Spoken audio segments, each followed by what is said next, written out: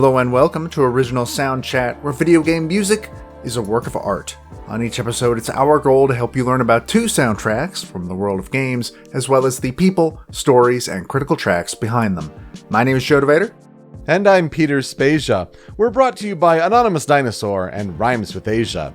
It's time to appreciate great OSTs and the games they come from, without getting too bogged down in music theory. Up first this week for our 2 games is 2018's Donut County, a reverse Katamari game where you control a hole in the ground that only gets bigger when you swallow up objects of the appropriate size. Following that is an adventure through a magical school to find your sister who may be caught in the middle of a world-changing event. 2020's Ikenfell. I guess you could say both games involve themes of betrayal, although they go about it in very different ways with their writing. Donut County is expressly a comedy, and Ikenfell, no. But on the whole, these are both indie games that you can play right now, as of this recording, on Xbox Game Pass. Yeah. We can't speak to the future if you're listening to this a year, 2 years, whatever from now. We don't know how the Game Pass library will change, but as of this point, you can go play these games if they interest you. Joe, how are you doing? What are you playing? I am doing pretty all right. I have been sort of playing off and on. I started the Somnium Files. Ooh, I am very interested to play that eventually. I don't think I've played enough to be able to really give feelings on it quite yet. I'm only 2 hours in of what apparently is a 20-25 hour game. I don't like the main character, but that's really about it. I like the other characters that have been in there, and I mean, the mystery so far has been interesting, and it's also very goofy. It's the Zero Escape guy, right? Yes, it is Uchikoshi. So I'm curious to see how he generally strings together a pretty good mystery. I say generally, the Zero Escape trilogy didn't end on what some people think are the best of terms, but generally it's a well-written game that he puts together. Yeah, I'm looking forward to seeing what comes of all of this. I haven't really had time to play anything else except for Pokemon Stadium on stream, where I had the greatest pop-off I've ever had on stream ever. Let's go! If you want to see that, you got to go to the Smash Pieces YouTube, go look up my VOD, and go near the end to my 4th attempt at beating Claire. It was great. Well, that's awesome. I've just been playing more Hades, honestly. I'm stuck in a rut, and maybe that's a good thing.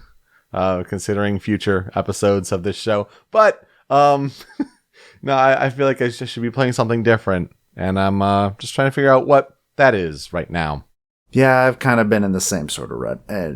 It took me a little while to get myself to start high, so. Well, let's talk about some composer follow-up headlines. We talk about so many composers on this show over the years that certain ones pop up in the video game news cycle as they're still working on great things and doing some things in the industry. We mentioned last week that we were recording just before Pyra and Mythra were going to be available to download for Super Smash Bros. Ultimate, and we had an idea of which songs were going to be remixes, arranged versions of these songs from Xenoblade Chronicles 2. But we didn't know the actual composers doing these arrangements, and now we do. Xenoblade Chronicles 2 Medley is arranged by Ace, the ones who generally composed that one. Tiger Tiger, arranged by Yuzo Koshiro, who he shared on Twitter today as of when we're recording. He has a Pro Controller signed by Masahiro Sakurai with a couple little doodles from Sakurai on there. That's super cool. And then Counterattack is arranged by Nobuko Toda. We've covered Ace and Yuzo Koshiro on the show, but not Miss Toda. Might need to look into that at some point, I guess. Who knows? Meanwhile, a game called Lost Words is coming to consoles on April 6th. Previously, it was a Stadia exclusive, and I imagine they wanted to get out of that rut as fast as possible. Diversify your options. To options that will still be here a year from now. Music in this game is done by David Houston, whom we have talked about a couple of times on the show. First off, he was who we covered during the Thomas Was Alone episode way back in the first year of the show, and also last year he was responsible for the soundtrack to Battletoads. Mm-hmm. Speaking of games from last year and music that we've covered, especially on this show, Murder by Numbers. That's the Picross meets Phoenix Wright game, where we talked about that game on the show last year. The soundtrack's now available on Spotify. Music by Masakazu Sugimori, and Bright Light singing the opening there, where we covered him on this show. So the soundtrack is also available for pre-order on vinyl, if that is your fix. So always good to get more soundtracks from games on Spotify, especially ones that we've highlighted before. Yeah, I didn't exactly expect this one to show up on Spotify at any point, and I don't know why, but I'm glad it finally did, because it's a really good soundtrack. Meanwhile, Astro's Playroom, the game that comes pre-installed on PlayStation 5s, if you are one of the mythical few who can get one, it has also had its soundtrack put online on Spotify and stuff like that, on streaming services. The music is by Kenneth Young, who we covered for the previous Astro game, being Astrobot Rescue Mission. Specifically, we are most excited that we can now put the song I'm Your GPU onto the playlist, because that is the song we highlighted as its honorable mention in the Best of 2020 episode. It's super cool to hear that finally isolated on digital streaming services, because most, copies, rips, whatever that were online had all of the level sound effects in them from where it's from. So it's really nice to hear it clean. Kenneth Young also did a blog post on PlayStation Blog where he kind of highlighted the development process of that song in particular, because that was one that, last year people those who did get to play their PlayStation 5, it's this is a bop. This is a real standout. So I had to highlight it last year for sure.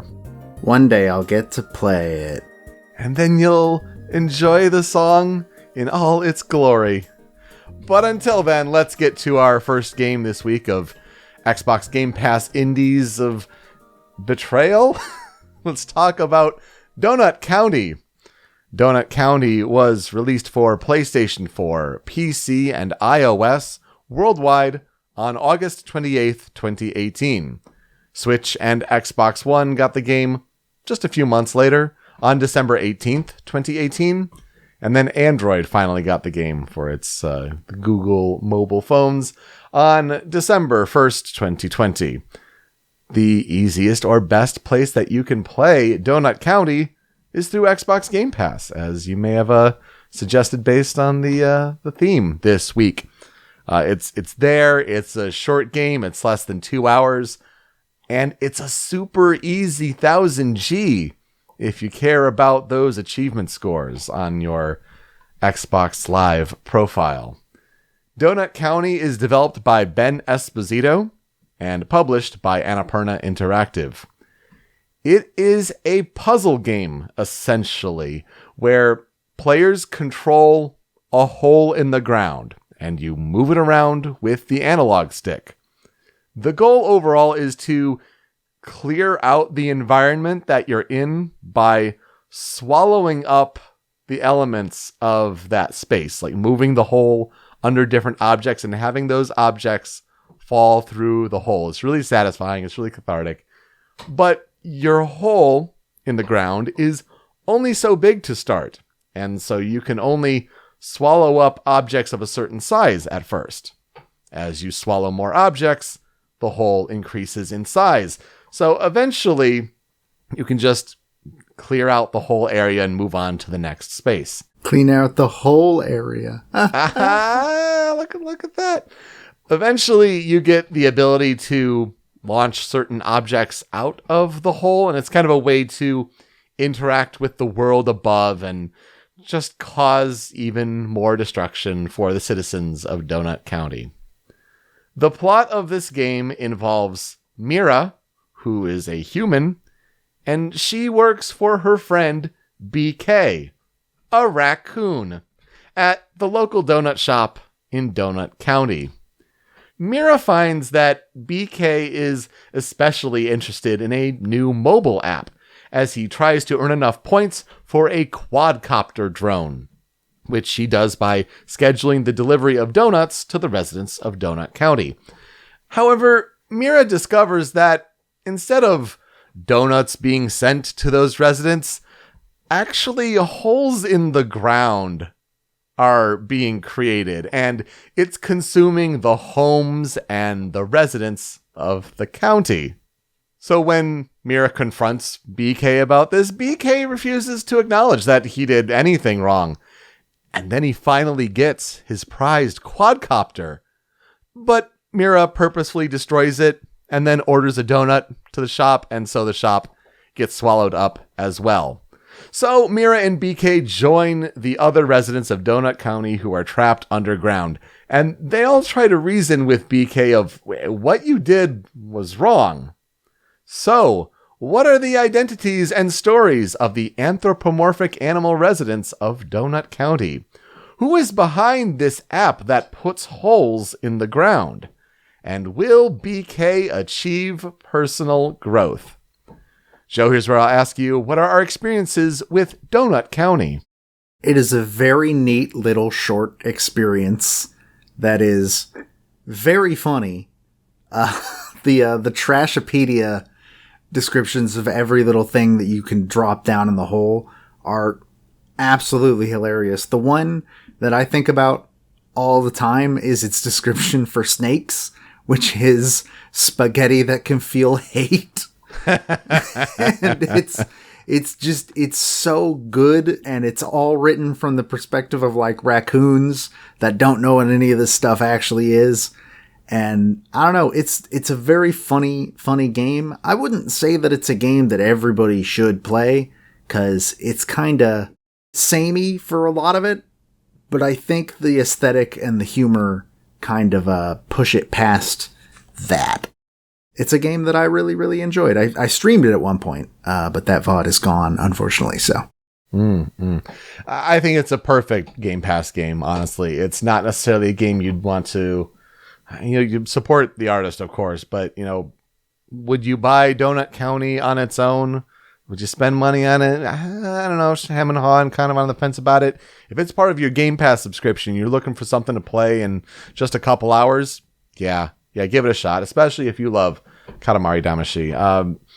The idea, like I said, of having the hole that you're moving around is just the simple controls, and moving along the ground and seeing how you can interact with the world and have things fall in to the ground. It's delightful. It's a fun little soundtrack, and I had a real good time researching it and finding out different things about Donut County.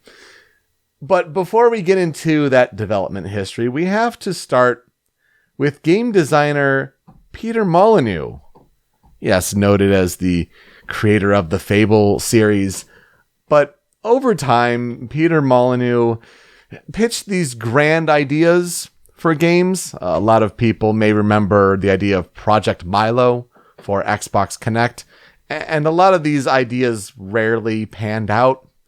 So this ended up with the creation of the Peter Molyneux parody Twitter account. A Twitter account which has its own Wikipedia page. I didn't know that. Find just fascinating. So the Peter Molyneux Twitter account posts audacious game design ideas in the style of Molyneux. The account presents Molyneux as a tragicomic character with unrelenting creative ideas that are continually received by an apathetic audience. A great way for that Wikipedia page to describe what goes on at that Twitter account. And so it's just these spitting out these random game ideas. And so the concept of Donut County was prompted by a game jam based on one of Molyneux's tweets. Quote, "You play the role of a hole. You must move around an environment, making certain elements fall into correct targets at the right time." And so, here comes Ben Esposito, who started working on what would be Donut County in his free time while he was doing game design work for Giant Sparrow, specifically at the time, The Unfinished Swan, a game we've covered on this show before. He would ultimately do similar work for Giant Sparrow's other game, What Remains of Edith Finch, another game we've covered on this show. But learning a little bit about Ben Esposito, learned that he also is one of the co-founders of Arcane Kids, who it's a group of game developers. He does this as a side project, and they just make weird game titles. Specifically, one that stood out and came to mind was a game called Sonic Dreams Collection. I did not expect to ever hear that game's name uttered on this show. Right? But apparently, yeah, Ben Esposito had a hand in that one. So ultimately, what became Donut County, it started as this concept game from this game jam called The Pits. And then it ultimately evolved into what Esposito calls a reverse Katamari. Although before that all happened, it became a game called Kachina, or at least an idea for a game called Kachina, which was based on the Native American spirit beings that personify nature, as at the time Esposito was inspired by the design of Hopi doll structures, the Hopi tribe here in the United States.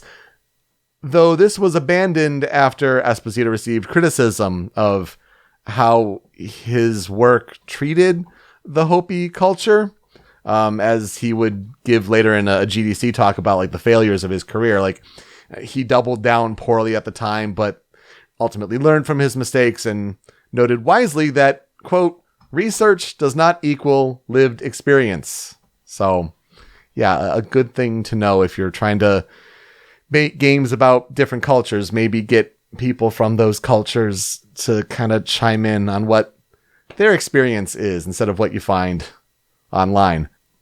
Eventually, Esposito made a game with Donut County that he calls a, quote, whimsical physics toy.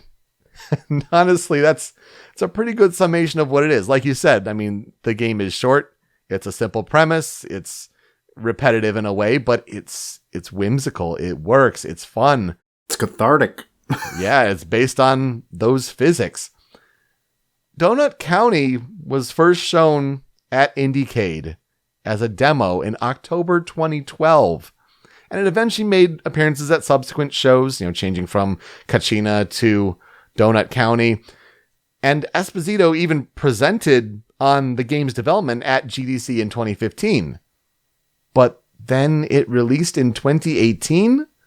There weren't too many details on this gap in development, but I can only imagine there were certain instances where he was dealing with copycats, like people trying to put out cheaper, weaker versions on mobile, tweaking the physics to get it just right, and also working on other game projects for other companies. I mean, What Remains of Edith Finch was 2017, so honestly, probably busy with that. Inspirations for the final product of Donut County included the 2009 indie game Windowsill, specifically for its art style, Los Angeles' high density of donut shops, which Esposito discovered when he moved to LA to work at Giant Sparrow, and locations from Bruce Springsteen's songs, such as Asbury Park and the New Jersey Turnpike. Donut County reviewed well, with Metacritic scores ranging from 75 on PS4 to 87 on Xbox One. The intuitive gameplay and the game's writing, narrative, and world design are points of praise, but yes, some view it as too short. I mean, it is what it is. It's an hour and a half to maybe 2 hours if you take your time with it. Yeah, it's very, very short. And I know there are some people that their criticism tends to point towards it seems like it ends before it really takes advantage of the cool things that it's been using. I don't agree with that, but I do think this is actually one of those games where you're gonna be it's maybe it's a little short. Yeah, if you stretch it out to 3 hours, would it be so bad? I don't know. It's a short and sweet experience for sure.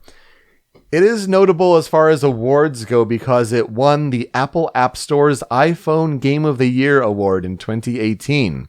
It also won Mobile Game of the Year at the South by Southwest Awards. At some of the other big video game awards, though. It was nominated for Best Mobile Game and Best Debut Indie Game at the Game Awards, nominated for Mobile Game and Debut Game at the BAFTAs, and nominated for Portable Game of the Year at the DICE Awards. So kind of hitting along the same sort of topics at some of the big video game award shows. There hasn't been much of a legacy for Donut County. It's been this game that it's like, oh yeah, that's cute, and then you're on to the next game. But Ben Esposito's next project is the first-person shooter / card combat game Neon White, which was revealed in the February 17th, 2021 Nintendo Direct, supposedly coming in winter 2021. Talk about a big change of genre from Donut County to Neon White, one of the standout trailers from that Nintendo Direct. Not even just like a change in genre, but a change in tone. Oh, yeah. Oh, yeah. So the soundtrack to Donut County was particularly interesting to learn about, and let me tell you why. Let's talk about the composer for this game, Daniel Koestner. Daniel Koestner, his Bandcamp claims that he's based out of Alexandria, Virginia. Didn't find a Wikipedia page with like a birth date or something like that. But I found an interview with him that was really, really helpful on a podcast, actually. So he learned how to play the bass guitar in a high school rock band, and he picked up the ukulele at 17. But composing music is not his educational focus. And if anything, this recent composing Donut County almost just seems like a new professional opportunity for him. Daniel Koestner claims to be a scientist at heart because he is first and foremost an oceanographer whose work is centered on understanding the interactions between light and seawater full of different types of particles and microorganisms. He studied environmental engineering for his undergrad at Rensselaer Polytechnic Institute, which is a school, RPI, up in upstate New York. Then he was a PhD student at the Scripps Institution of Oceanography, which is part of the University of California, San Diego, where he is even continuing postdoctoral work in their Stramsky lab. In 2018, he published, quote, "Measurements of the volume scattering function and the degree of linear polarization of light scattered by contrasting natural assemblages of marine particles." Daniel Koestner aspires to be a professor in this field of oceanography. That is super interesting, especially because it's the reverse of what we usually see in composers when we research them. Because a lot of the times it's like, I went to school for something completely different, but now I'm making music instead. When in this case, it's like, yeah, I make music sometimes, sure, but I'm really a science. My first and foremost priority is science. It's like, yeah. all right. Hey, you know what? You do you. It's really cool. It's definitely a first on this show, and I definitely had my eyes open. He's got a simple website, and it's he has some music stuff first, and then it's science, oceanography, all this stuff is pretty impressive. So he calls his music style, when he does compose music, experimental folk hop. He is inspired by Sufjan Stevens, Beirut, Nathan Phillips, and Andrew Bird on the folk side of things, along with lo-fi hip-hop and producers like Jay Dilla. He also listened to The Strokes a lot growing up as far as rock influences. In his interview, he mentioned, "I don't want to use samples. I want to make my own samples." And we'll see in one of those songs in the Critical Five just how he made some of those samples. The interviewer asked him, what are 3 game soundtracks that come to mind as your favorites? And he's just oh gosh, I don't even play that many games, but if I had to think of 3 games, the ones he mentioned were StarCraft, Super Smash Bros., and Star Wars Jedi Knight. He mentioned that he wants to collaborate with Icelandic musician Olafur Arnalds, which is a name I had not heard of before, but he certainly sang the praises of this musician. And if you like what Daniel Koestner does, I mean, check out Olafur Arnalds. I couldn't find a Twitter account for Daniel Koestner, but he does have an Instagram. That's at DNYKAY. So like Danny K. And he's also on Bandcamp at Daniel Koestner. For a discography, he did the music for Donut County. Ben Esposito also contributed some tracks as well. And then he also worked on a documentary called Squads. But these seem to be the only two things that he's worked on as far as music, because again, science. So how did this even happen? Well, Ben Esposito and Daniel Koestner met at RPI for undergrad, and they eventually became roommates and bandmates even for a couple bands. So they're friends going back to school. And as a result, with like the idea taking so long for Donut County, some of these tracks apparently go back to 2010 when they were created. Whoa, that's a long while back. Which, again, I think that may be a first for this show. Like, these weren't created specifically for a project. These were created with like, okay, there's the idea, there's this vibe for a game. And just over the years, Koestner would send Esposito tracks that he thought would kind of meet this sort of similar kind of vibe. And eventually, as it became more and more serious, more and more work was done. But I mean, some of these tracks go back years. And it's really based on a lot of processing of acoustic guitars and ukulele with, pitch shifting and doing some different sound effect collection and using hip hop beats based on all of that. So it definitely fits with this experimental folk hop sound, but it just sounds really cool. And some of the creation is even cooler. So let's get to the 5 critical tracks for Donut County. And we start with Garbage Day.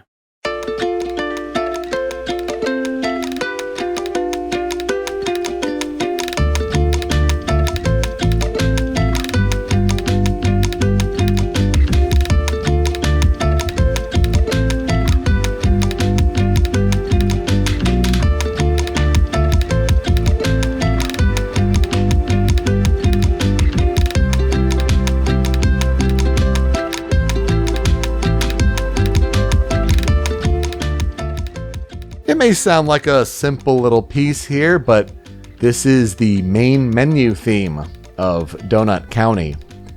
And so it's just a catchy little jingle that, you play it and it just brings you right back if you've played Donut County. This was one of those tracks from 2010. Koestner noted in this interview that I found that he just started messing around with the ukulele and he found a little riff that he liked and kind of brought that into some loops and just kind of tweaked and worked on it from there. Kind of like got these snap sticks to kind of get some of that percussion there. The kick for the percussion is him hitting a table. The bass guitar is an acoustic guitar that's pitched down. Koestner notes that like of all the different tracks he's made now of these couple projects, Garbage Day always comes back to him thinking that it's a winner. And yeah, it may seem simple and simplistic, but you know what? It's a really memorable track and it had to be here.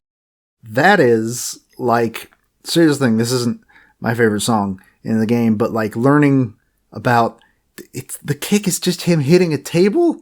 Yeah. What? Yeah. And then I've never heard of anybody using a pitch down acoustic guitar as the bass part of a song. That's really cool. Like that's a really cool use of samples, obviously made by him because he wants to make his own samples.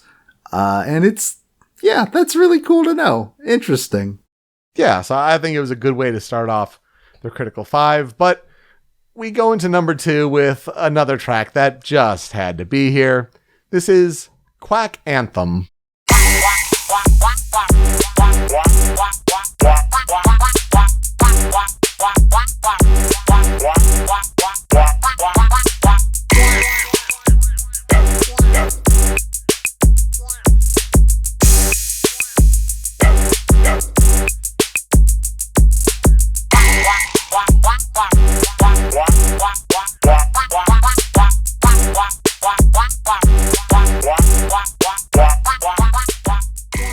So this one was composed by Ben Esposito and not Daniel Koestner. And, you talk about a simple little catchy song. This is it. Quack Anthem plays at the end of each level of Donut County. You've cleared the level and this as shows the resident of Donut County kind of falling into this space, and you can check out your Trashopedia entries and kind of see those. But oh my gosh, such an immediately catchy, recognizable little jingle that, I mean, it's a standout of like, well, this has to be here as a critical track. No doubt about it. It's the most important song in the game. You literally can't talk about Donut County without talking about this song. I didn't know it was called Quack Anthem until we were preparing for this show, but that's the perfect name for it. And I choose to believe that the quacking in question is Ben Esposito auto-tuning himself saying quack. This is what I choose to believe. Entirely possible, honestly. I could see that could work. Yeah, just had to be here. Just like what happens after Quack Anthem. Number 3 on their Critical 5. This is 999 Feet Below.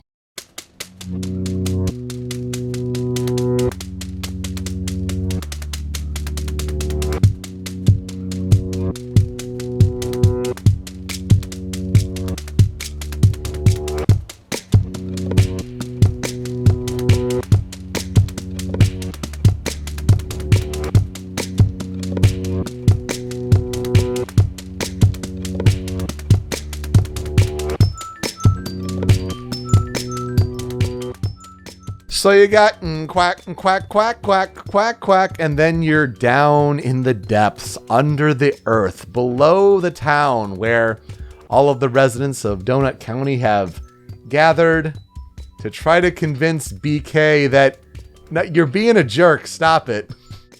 This lo-fi groove here with like these kind of low pitches here, and this beat going, it kind of represents like this dingy environment. There's not much hope here. And it's not a very melodic song at all, but I feel like it does a really good job of like capturing the atmosphere, capturing the vibe of the space. And you're going to be reading a lot of, text here as the story is kind of fleshing out a little bit. But I mean, because you're coming back to it a lot. After the level, you're coming back under the earth until things drastically change at the end of the story. So, another important one to be here, and it's a really cool jam. I like it. Yeah, this is, I think, the one you're going to hear the most. It's either this or Quack Anthem. Because, like you said, all the story takes place in this. The game is kind of framed as flashbacks for most of it. It's everybody in a circle around a fire down at the bottom of the hole and being like, so, how did you end up down here? And everybody telling their story, and that's what the levels are sort of portrayed as. And so, yeah, this, like you said, not melodic, but definitely like fits the tone of BK, you messed up. You did something real messed up, man. Come on. We're all stuck here under the earth. Your fault. So, yeah, I think it fits that tone very well. On a brighter side of things, though, let's get to number 4 on the Critical 5. This is Bird of Paradise.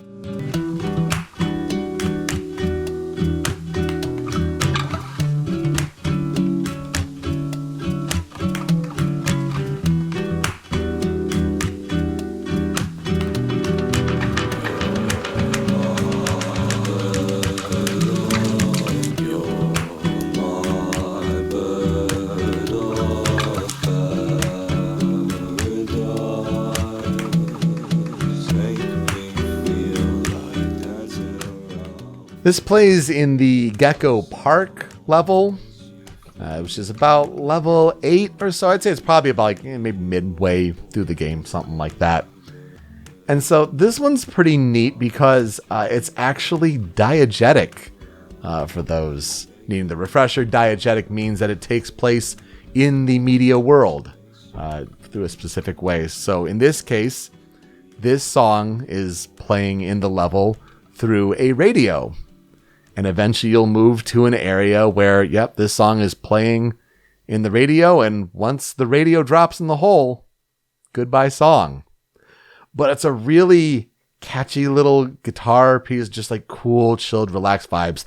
The super deep vocals, which again, like have to be pitch shifted down. It sounds just real neat. There's actually an achievement for leaving the radio as the very last object to drop in the hole for the environment that it's in. So that's a neat little thing. Certainly something I didn't pick up on the first time around, but on replays, yeah, you could definitely do that. But this stands out as, for one, a vocal song in this game where there are not too many of those. And just, yeah, a neat little gameplay diegetic moment. I also actually didn't know about the radio thing. I didn't remember that being a thing. That's really neat, actually. I probably dropped it way earlier than I was supposed to, but that's okay. Same, yeah. Yeah. But yeah, it's the vocal part that really pushes this song like a cut above some of the rest.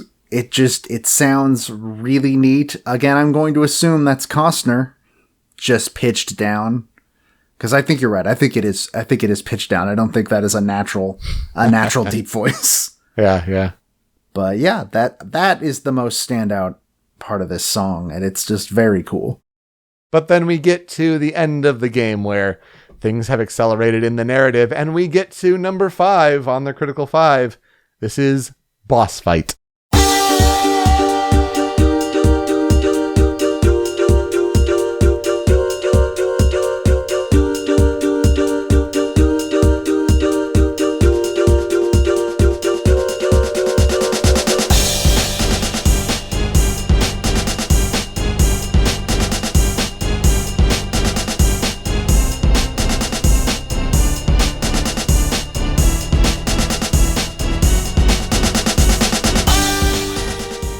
In a break from just dropping things into holes, relax, no time constraint.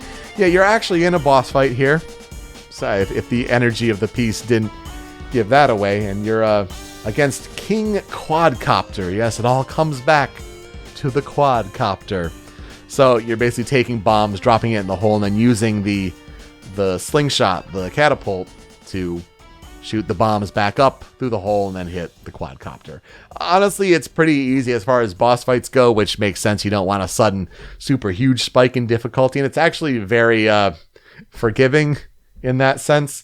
To the point, if you want to, again, talk about achievements, there's one for doing a perfect run where you don't get damaged at all. And there's also one where you die during the boss fight, and it causes a game over scene. And you get an achievement for tripping that game over scene. But it takes like multiple hits to do. Like, they really don't want you to die, to the point where like it takes being damaged like 6, 7, 8 times. It's kind of crazy.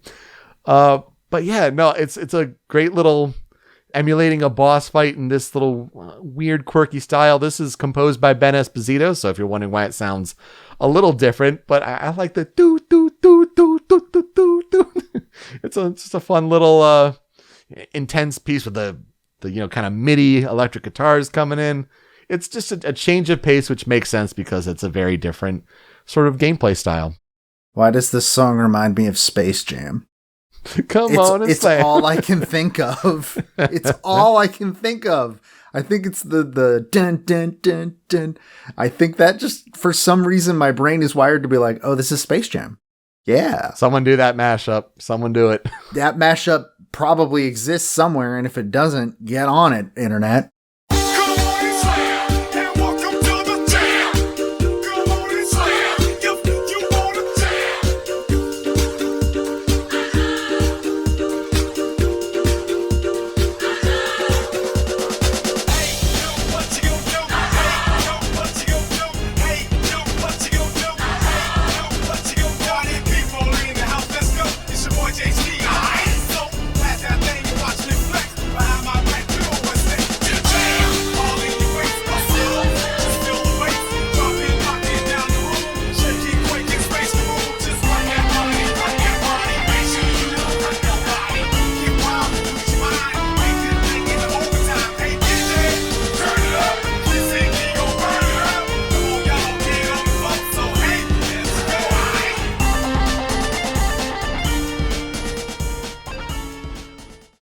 So, as far as tracks on the cutting room floor, Joe, you have a couple. Hit me with them.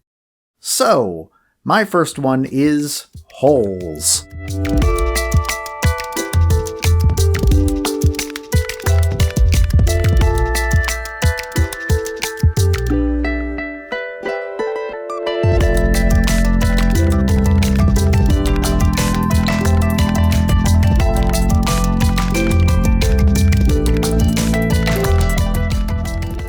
Kind of weird that we had to wait all the way to the cutting room floor to get a song with the word holes in it, and it's the only word in the title, but whatever.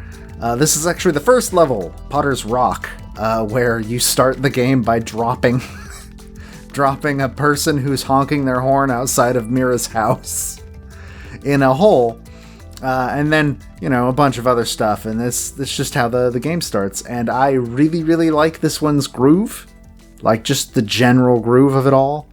And I think it's sort of laid back feeling kind of just feels perfect for when the player is like learning how these weird holes work. Because it's not, as far as I remember, the game does not go like, this is how the holes work. Because, you're moving a hole. You know what a hole does. It's just nothing to explain. And I think this song really fits that. Oh, yeah. It's definitely... You try it out. We're not going to tell you what to do. It's pretty easy to figure out what you have to do. It's really intuitive that way. Great relaxing vibe for kind of learning the basics and figuring out like, oh, if I do this, then the hole gets bigger and all that. Poor Pup. Pup will be missed flying away in that hot air balloon. Rest in peace, Pup. Bye, Pup. I love the whole Pup thing. Following that, my other song on the cutting room floor is Kindling.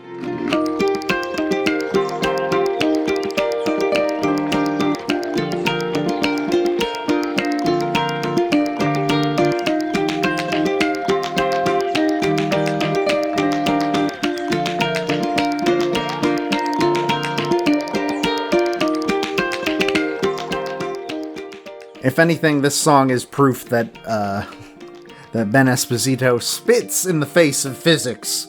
It's not how fire works, but whatever. This plays on level 6, Joshua Tree.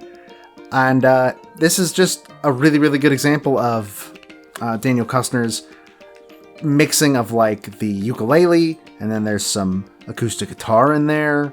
And I don't know, it's just a really, really fun, nice piece that seems to really fit the style that Koestner was overall going for.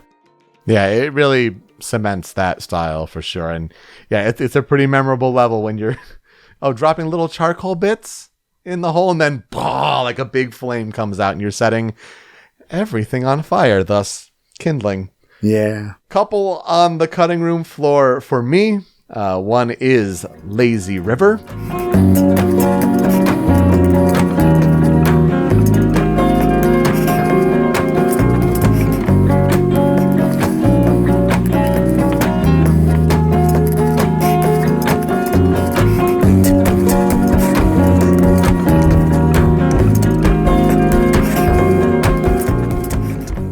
This track plays in Riverbed, which is level 3, so you're kind of getting used to the style of the game. I feel like the instrumentation is pretty similar to Bird of Paradise, but I didn't include it in the clip here, but the track actually starts with like this acoustic guitar that kind of gets like turned up and like changes the key and the speed of it. It's a pretty neat effect overall, but yeah, it's another great vibe on this one. I feel like a lot of people, when like, what are their favorite tracks on the soundtrack? A lot of people bring up this one, and I don't blame them. It's a catchy one. You're learning about how water can fill up in the hole with this one, so you're kind of sucking up puddles here. It's a neat little piece.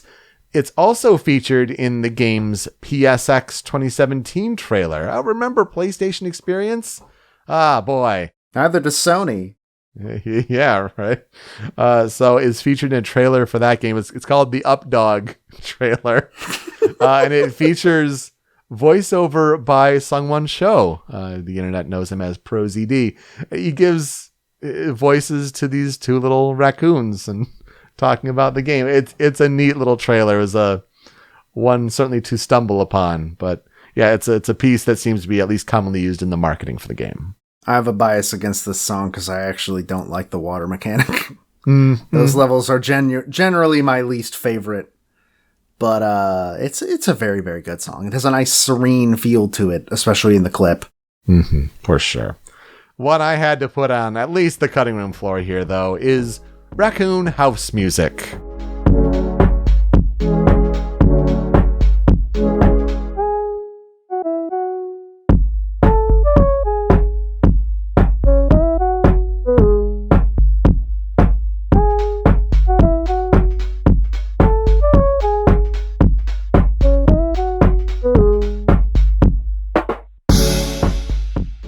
If it sounds different, it's probably because this one is composed by Ben Esposito. This music plays in the hallways of Raccoon HQ. So you discover that, those raccoons, they're up to something. So you go into their headquarters and your little hole is moving around the different hallways and going to different wings. And it's like they're having little rave party music go on, apparently. It's just a really different piece, and the dropping out of the instruments with doom, do-do, do-do-do-do, like it's something like, oh yeah, I definitely remember this piece well, and it's a catchy little jam. Raccoon HQ is one of my favorite parts of the game. Because just all the dialogue in this game is wonderfully funny, but I think the Raccoon HQ part of the game is probably the best part, especially this song wouldn't be playing during this section, but especially when you get to the point where BK is actually talking to Trash King. And he's like, you got to reach in for the pickle. You got to reach in and get the pickle. And it's like, is your hand stuck in the jar? No. This is just for no, it's fine. Yeah. What a good moment. Such a good game overall. I mean, is it short? Yeah. But what will I never forget about it? It's having just a really nice afternoon playing it, looking at those achievements, playing it to 100% completion, just enjoying every little bit about it, and hearing this music and be like, yep, let's bring it to the show. We like to, bring some indie games sometimes. And my goodness, learning about Daniel Koestner and being an oceanographer, I mean, that's so cool. And I'll now always remember that. For me, it's the writing, by far. It's a story that, the writing is so up your alley for sure. Like, all the dialogue is just chef's kiss, so good. Especially, as I mentioned before, the Trashopedia entries, which I don't remember a lot of them off the top of my head, and I'm going to have to go relook into some of those, but they're all just really, really funny. And I don't know, if you have like 2 hours to kill and you want a game that will probably make you laugh and is not that big of like an investment in terms of how much you need to really focus on it, then I think Donut County is the game you should look into. Oh yeah. I mean, whether it's on mobile or on console, I mean, however you can play it, it's just a delight. Yeah, I played it on Switch, so okay. It's good there. It was before I had Game Pass, so I played the Switch version, and it worked very well on Switch. Before we transition to our next game, let's talk about a fan cover, fan remix, whether it's from YouTube, OC Remix, wherever. I found an artist named Shwabadi on YouTube, and Shwabadi did his take on what he calls Donut County rap. And it's actually really clever. He takes the Garbage Day beat and he raps over it with some pretty clever lyrics. I'm a fan. Check it out. Hope you enjoy, and we'll be right back. Welcome to the county. I will be your host. Name's BK. I'm the mammal with the foremost record in delivering, and I don't mean to boast, but I will, and I am. In fact, I propose a toast to the greatest raccoon ever, besides the Trash King. I'm not a sellout, baby. I just know what's happening. Making holes is my job, and I've been hustling, waiting for the cash to roll in like cha-ching.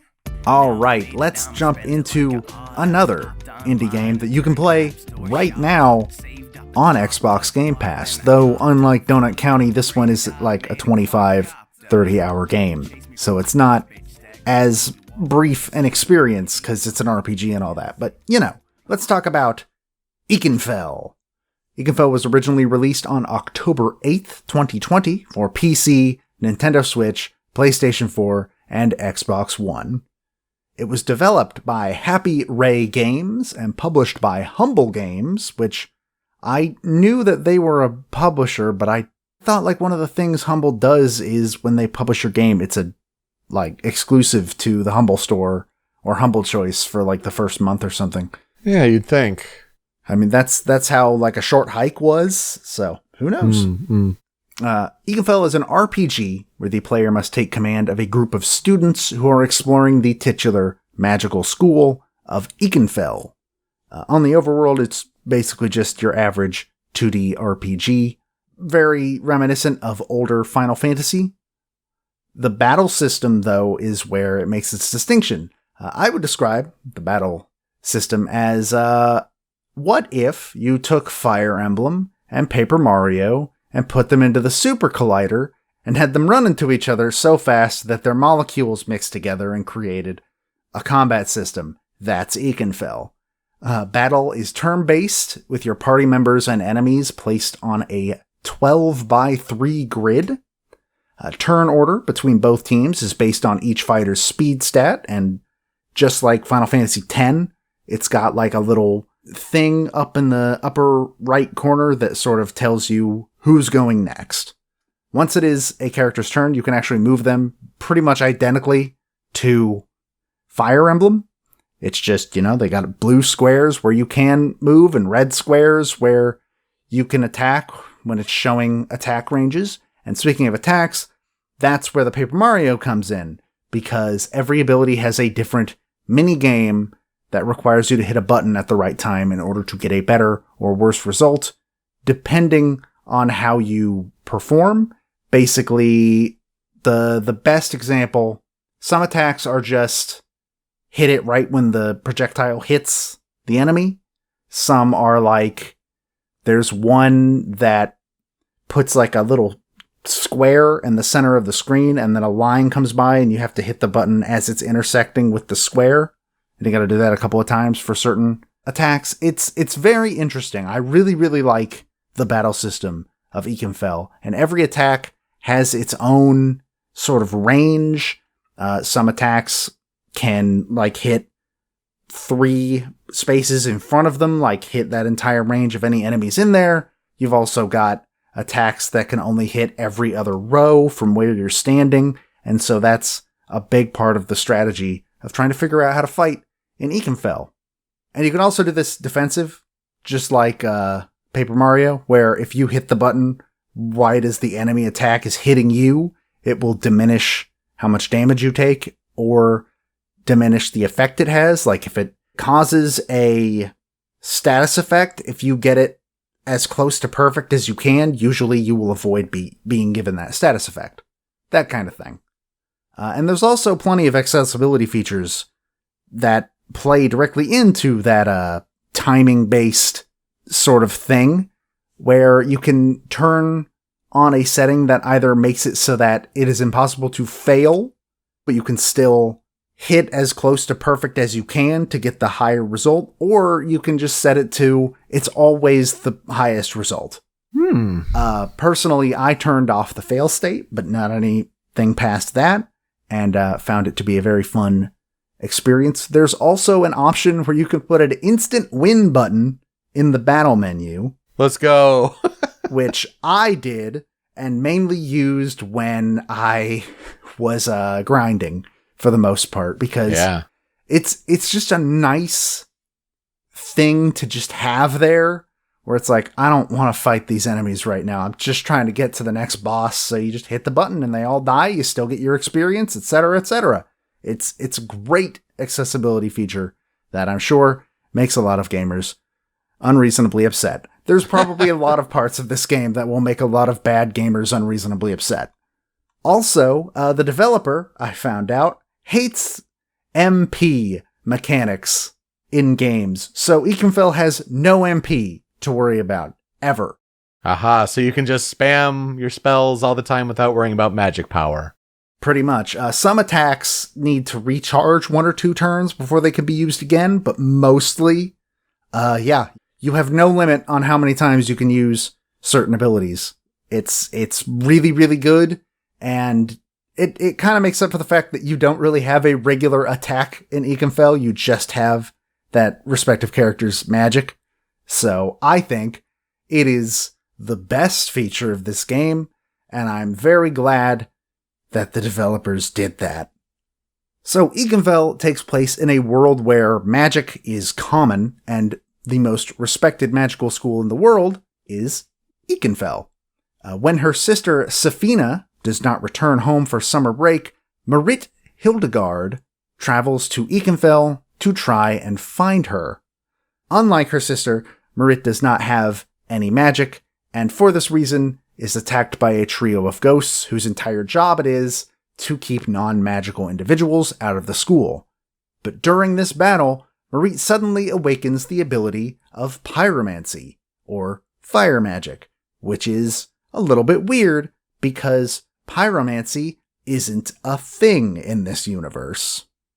The next morning, she finds the gate into Ikenfell, but it's been sealed off and the grounds have been locked down. Along the way, she eventually runs into Petronella, a young alchemist who is a good friend of Safina's, and who was outside the school when the gates were closed. They point Marit towards a blood magic passage that can be used to get onto the grounds, and from there, they begin to explore the school grounds in order to find out what happened to cause a lockdown, as well as where Safina ended up.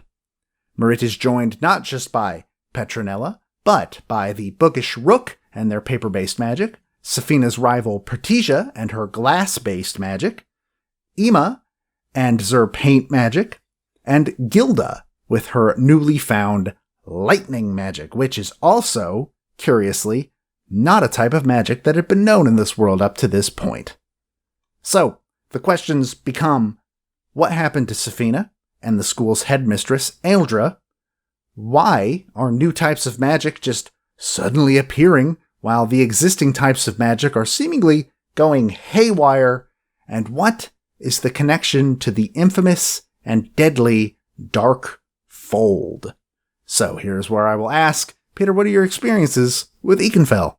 It's a game that when I'm flipping through Xbox Game Pass, I do see Ikenfell there. And sometimes I'm tempted, but then, I saw screenshots and I saw the grid-based battle system, and games like that don't usually jump out at me. But I like the concept of the story you're describing here. I really like the accessibility options there. So maybe it's tempting to give a try on Game Pass for sure. Not one that I've ever thought, I should play though, or, I mean, you've been talking about it a few times on recent episodes when you've been going through and playing it. So, I mean, seems to have good things there. The screenshots even remind me a little bit of Mother 3 as far as the look of it, just at a quick glance. Very much. That was one of the games that inspired it aesthetically. I think if I had played it before the end of 2020, it would be in my top 5. It would have been in my top 5 on that top 10 list. And also, in my opinion, and this is no one's fault but my own, this was a snub from the best of 2020 episode. This probably should have at least been an honorable mention. It's a really good soundtrack. I had a great time with the game. There are a couple of plot holes that I think they just forgot to plug up when certain things changed about the development of this game. Like, brief story elements happen, and it's like, that does not match with a thing that happened earlier.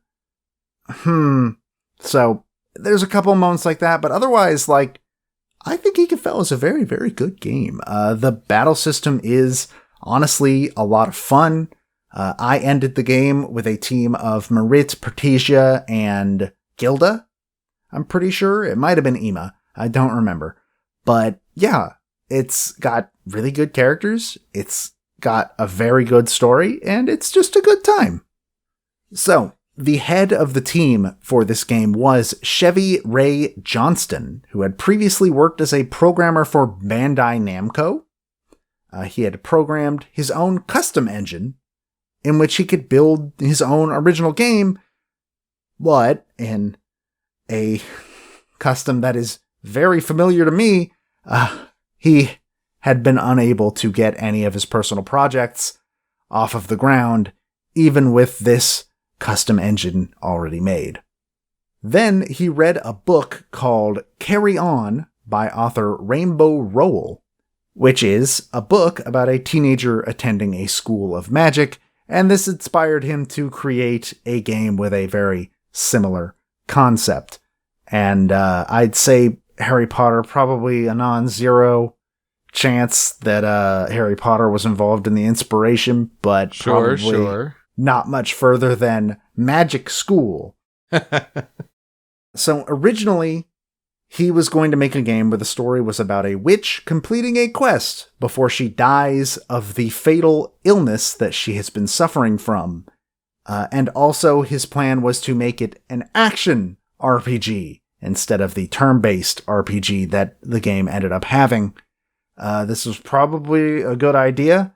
His main reasoning for this was that if he did an action-based combat system, it would limit the sort of level design that he was able to do, if that makes sense. Because when it's like a action game, like a real-time action game, you gotta, there have to be big areas. You gotta make sure that the player isn't going to get hopelessly cornered and destroyed at any point, stuff like that. It's not easy. So eventually in 2016, Johnston began a Kickstarter campaign to fund Ikenfell. He was looking for $25,000 Canadian, but the campaign ended up raising almost $62,000 Canadian from 2,602 backers. Ikenfell is also very, very notable for having a large portion of its cast being part of the LGBT spectrum. I'm pretty sure almost every single character is LGBT in some form, with many of them being non-binary, and even a few just outright gay. A consultant named Joanna Blackheart was actually brought onto the project to make sure that these characters were portrayed correctly and in a way that would not be offensive to people in those communities.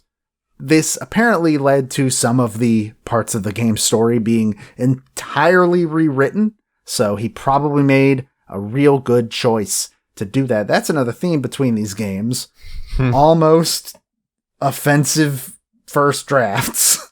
Well, at least this one brought in the consultation help. That seems to have helped it. Much of the art in the game was actually drawn by Johnston himself, even though he claims that he does not have really any experience doing pixel art, but he decided that the pixel style would be easiest to iterate on as they went, and honestly, it's just one of the easier sort of art styles to go with. The overall visual aesthetic was, of course, as you mentioned, inspired by Mother 3, as well as Link's Awakening, though, yeah, I personally see way more of Earthbound and Mother 3 than I see of Link's Awakening. For sure. Ikenfell released to overall mixed reception. The Metacritic for the Switch version is 73, PC is 69. And while most critics enjoyed the game's combat system overall, a few felt that it could be frustrating at certain times. It does have one small flaw where you'll move a character somewhere and then try to use their attack and be like, I'm not in the right spot to be able to use this attack, so then you gotta hit B and cancel the move, and then you gotta move them somewhere else, and it can get a little bit at times, but I never really had a huge issue with it personally. Or you just hit the win button at that point. Or you just hit the win button. Some critics also felt that the story was far too derivative of Harry Potter, which, I mean, LGBT people exist in that world, so no, it wasn't. Though most critics agree that it handles some of its heavier subjects overall well. Ikenfell takes on themes such as PTSD or emotional manipulation and stuff like that. Much praise was also given to the game's art and soundtrack, though one critic apparently didn't like the pixel art, calling the style overdone. Okay. It's pixel art, dude. You work in video games. I don't like Breath of the Wild because this 3D thing, it's all overdone. How dare this indie game not use the latest Unity 3D models? Like, what? That's a dumb criticism. Some critics also did not enjoy the vocal pieces in the game, which I think there's one that I would agree is a little bit grating, but overall, I like them. And you'll hear a couple today, so. So it was nominated for 3 awards, though in a show first. 2 of those awards have yet to be given out. Decisions have yet to be made. It was nominated for Best LGBTQ Indie Game at the Gaming Awards 2020. That's GAYMING. That one, it did not win. That has finished. But it is currently nominated for Indie Game of the Year at South by Southwest, which is happening later this month, and Outstanding Video Game at the GLAAD Media Awards, happening in April. So it still has a chance to win at least one of those awards. We'll see if that actually ends up happening, because again, last year was full of some killers. But I wish it luck. I have my fingers crossed for it. So, for the music in Ikenfell, that was mainly done by the duo Aivi and Surasshu. Their real names are Aivi Tran and Steven Velema. Tran is a pianist, while Velema is primarily an electronic artist. The pair met each other in 2012 while attending GDC, where they discussed producing a hybrid piano/chiptune project that would go on to become an album called The Black Box. And The Black Box was sort of a mix of original music, but they also had some covers of songs from video games. Most notably, listed on the Wikipedia article, is a cover of Lonely Rolling Star from Katamari Damacy. So I already know these people have very good taste. Yeah. Shortly after The Black Box released, the duo was introduced to one Rebecca Sugar, which you might know that name because she is the creator of the wildly popular cartoon Steven Universe, and they ended up being brought on to create music for that show. They married in 2015, so they are a husband and wife duo now. Gotta be a first of the show as well, I think. I think so, honestly. According to their Twitter, they are currently working on The Black Box 2, so that's cool. Can't wait to look into that. You can actually follow them in 3 places on Twitter. You can follow the duo at Aivi Sura, that's AIVISURA, but then you can also follow them separately. Aivi is at Waltz for Luma, and Surasshu is at Surasshu, SURASSHU. Like I said, in terms of discography, they're most well known for composing the soundtrack to Steven Universe. Obviously, they did Ikenfell. They are working on a game called Soul Saga, which is currently in early access. They were working on a game called Cryamore, which was a Kickstarter game that seems to have done that thing that some Kickstarter games do, where it just disappeared off the face of the earth. Apparently, the last update was in July 2020. So, but they are also working on a game called Way to the Woods, which is another Kickstarter game. This one does not seem to be gone, but also seems to be kind of scant with information right now. And Wikipedia also says that they've done music for multiple interactive Google Doodles. Those are when you go to search on Google on like a holiday or something and the logo is different, and sometimes those are interactive, and apparently they've done music for those in the past. So for Ikenfell specifically, there was also a third artist involved in the soundtrack. Her name is Sabrielle Augustine, who stepped in to complete the soundtrack when an injury kept Tran from finishing it herself, so they had to step away, and Augustine picked it up and finished. Since the game was apparently heavily inspired by the Canadian landscape, Aivi and Surasshu decided that they were going to implement elements of Canadian folk music. They were also inspired by Breath of the Wild to create a soundtrack a little bit more on the ambient side in terms of style. I don't think it does not go quite as far as Breath of the Wild, obviously, but I could see some of the inspiration there. Though Zelda was not the only game to influence Ikenfell's music, because the decision to include vocal songs was inspired by Supergiant's Transistor. That makes sense. Yeah, I mean, if you're going to have one game influence you to put vocals in your game, Transistor's a pretty good choice. The original plan had actually been to have a vocal piece associated with every character in the game, but this plan ended up dropped because they didn't have space in the story to feature all of these. The vocal songs really only play during very important moments for certain characters. For this reason, Petronella, Marit, and Protesia do not have vocal pieces at all, and you can only hear Rook's vocal piece at the very end of the game in an optional fight where you only play as Rook, but it's there.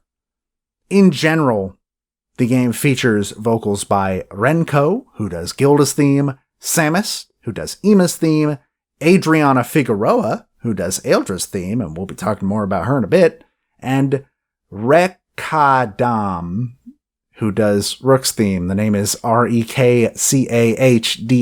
I apologize. I do not know how to pronounce that, and I hope I got it right. So, with that being said, it's time to jump into the Critical 5 for Ikenfell, and we will start with Critical Check number 1, Lullaby for a Witch.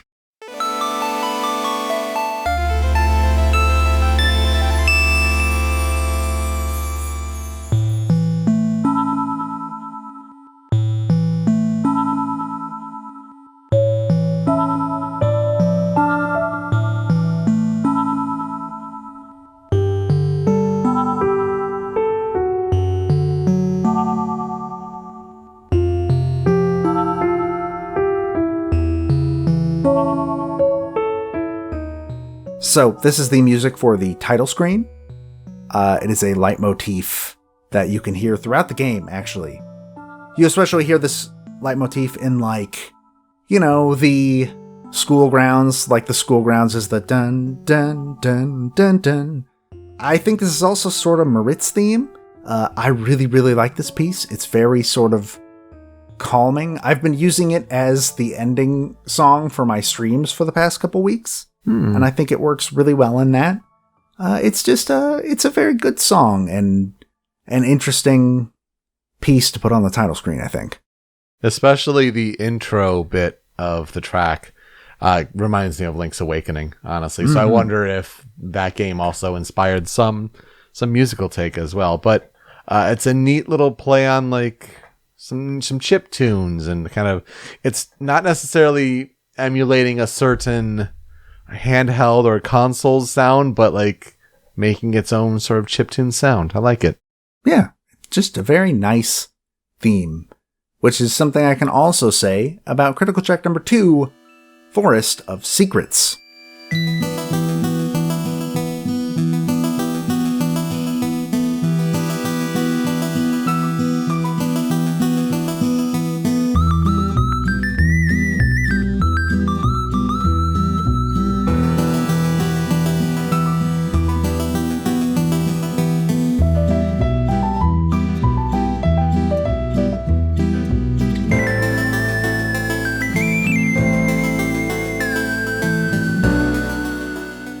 This song plays in the very first area that the player can explore, which is the forest right outside of the school grounds. And I think this song really, really shows off the duo's signature chiptune piano hybrid brand, really, really well. Oh, yeah.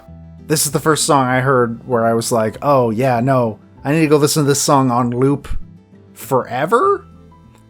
You can hear a lot of the chiptune in the clip, but there's also a part later on in the song that gets into this really cool piano part, which I also really, really love. And just in general, this is a fantastic piece. Oh, yeah. So, I mean, if this is their signature style, it's a great one to accent it. I don't know. I almost get it's not like a Wild West feel per se, but you kind of get that when that initial melody kicks in, that's the immediate imagery I have, but that's obviously not what it is. But we talked last week about Mother 3 and how the forest theme there, was it Murasaki Forest or something like that? I mean, it didn't have what you'd imagine a forest theme having, where it'd be like the playful, whimsical, but also like kind of mysterious and positive and light sort of theming that a lot of these, kind of classic retro styled RPGs would have. And like this kind of harkens back to that, but in a really neat way that, they're putting their own twist on it. Yeah. This might be, I think, my favorite area song in the game. So, critical track number 3, we're getting into a couple of the vocal tracks, because critical track number 3 is Paint the Future, Ima's theme.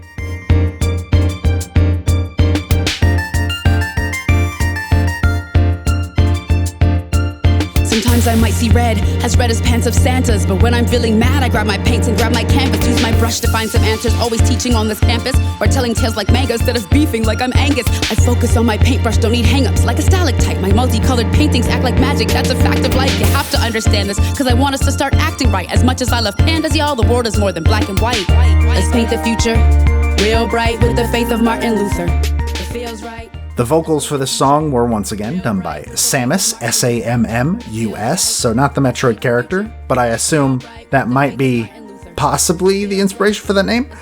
It first plays in a boss fight against 3 characters very shortly after you meet Ima, and then from that point on in the game, an instrumental version becomes the regular battle theme of the game. There are 3 battle themes in the game, and they change as you hit certain parts of the story. Which I think is a really, really cool thing to do, because it helps you hear the story progression almost. It's one of my favorite aspects of the soundtrack. Now, I will be the first to admit, some of the lyrics of this song are unquestionably goofy. Like, really, really, really goofy. I did not expect the Martin Luther name drop. I did not expect the first words to be, sometimes I might see red as pants of Santa's. That's a really, really weird line, but it also has some really good lines. I'm a huge fan of the line, as much as I love pandas, y'all, the world is more than black and white. I think that is a fantastic verse, but this is just, in general, just a really, really fun song to listen to, and then it getting to have its instrumental version be a song you just hear every time you get in a fight. That's not a boss fight from there on. Just, it's really, really good for that too. And Ima's just a very interesting character. Ima actually uses pronouns that I was not aware existed until I played this game, which is Z-zer, with a Z. I have never heard of those pronouns, but I looked it up. They're a thing. They're one of the very many pronouns non-binary folks can use if they see fit. And Z's just a really, really cool character. Magic based on paint and stuff. And this is just a fun song to be their theme. I could definitely see it as a great instrumental for sure. Yeah, when I was listening to it, the rapping vocals that kind of caught me off guard. I think for my taste, they're mixed a little too hot. Like they kind of overpower the instrumentals a little bit much, but that's just a taste of mixing. But it certainly makes it stand out, and it's really neat to hear, and it's appreciated to kind of mix up the vibe a little bit. But I do like, I mean, I didn't know that the instrumental continued on, and I think is a great touch. So let's do my favorite song in the game, and yet another vocal song. This is Yearn to Bloom, Eldr's theme.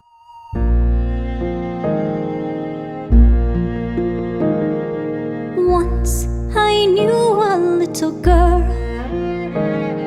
She grew gardens out of hope. She'd leave a legacy of prosperity for her world. Though she yearned to be in bloom. The vocals for this song were done by Adriana Figueroa, who we've probably mentioned a few times in this show. Yeah, of course it is. Of course it is her voice, yes. It's so good. So this song plays during one of the most memorable sequences in the entire game, I think, as you get a flashback showing the headmistress's very tragic history with a bullet this is my favorite song in the game. Mine too. And yeah, am I just a sucker for her voice? Yeah, maybe. Because she always does a great job with performances. And it's one of those things where it's an undeniable voice and you can always peg it as hers. But yeah, you hear the heartbroken, tragic nature in this. And it's really powerful for sure. Especially, you don't really hear it in the clip because the clip is the beginning of the song. Because, I mean, that's the best spot to put it. But later on, at the end of that first half, it then dips down into this dark, almost sinister sound, which is actually the theme of the Dark Fold. The Dark Fold was a spell that went haywire many years before the events of the game and killed a lot of people and plays a very key role in Aeldra's backstory. So its theme being put into this song is just such a good touch. And the whole sequence is fantastic. This song is beautiful. Adriana Figueroa totally kills it. It's just fantastic. It's a fantastic song. And speaking of that song, we're going to go into a bit of a different version of that same song. Critical track number 5 is Rose Thorns, Battle with Aeldra.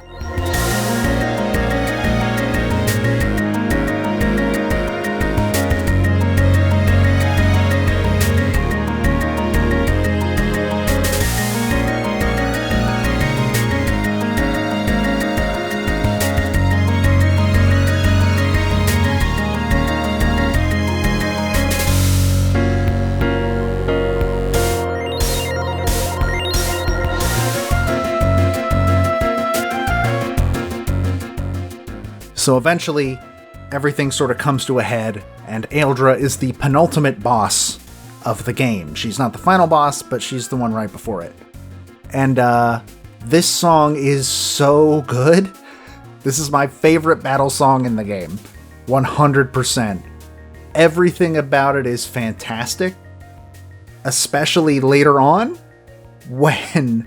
it's not in the clip once more, because the clip is the more recognizable parts of Aeldra's theme, sort of made more dire and boss fight like, but eventually it does get into like the melody of Aeldra's theme, and it's so good, and this game translates so well into being a boss fight theme, like surprisingly well. I love it. I really enjoy the sound of this one too. It gives me Yoko Shimomura vibes, honestly. It kind of feels like it could be like Kingdom Hearts like if Kingdom Hearts had more chiptune in it. Yeah. And it should be noted that this one on the soundtrack is specifically credited to Ivy Tran. She wrote this one specifically. So I figured that was worth bringing up. So, for tracks on the cutting room floor, I have 2. The first one is the first battle theme. This is the one you hear the first time. It is Rhythm of the Wild.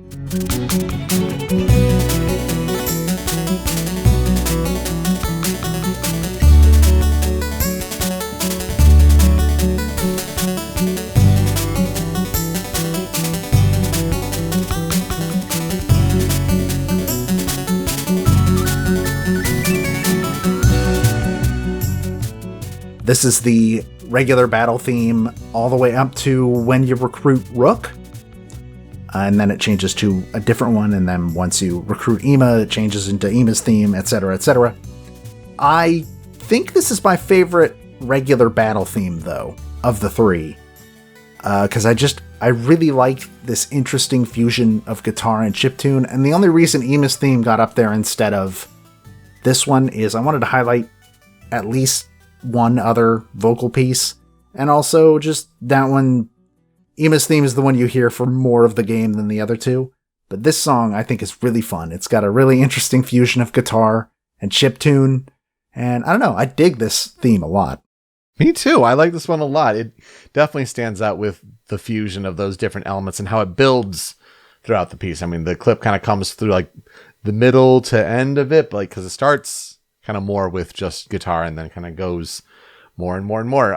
With a piece titled Rhythm of the Wild, you certainly think, Breath of the Wild. So you definitely see the inspiration there for sure.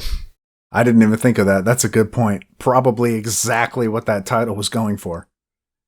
And then, this one's just for me. I really, really like this song. My second cutting room floor track is Snatcher's Lair.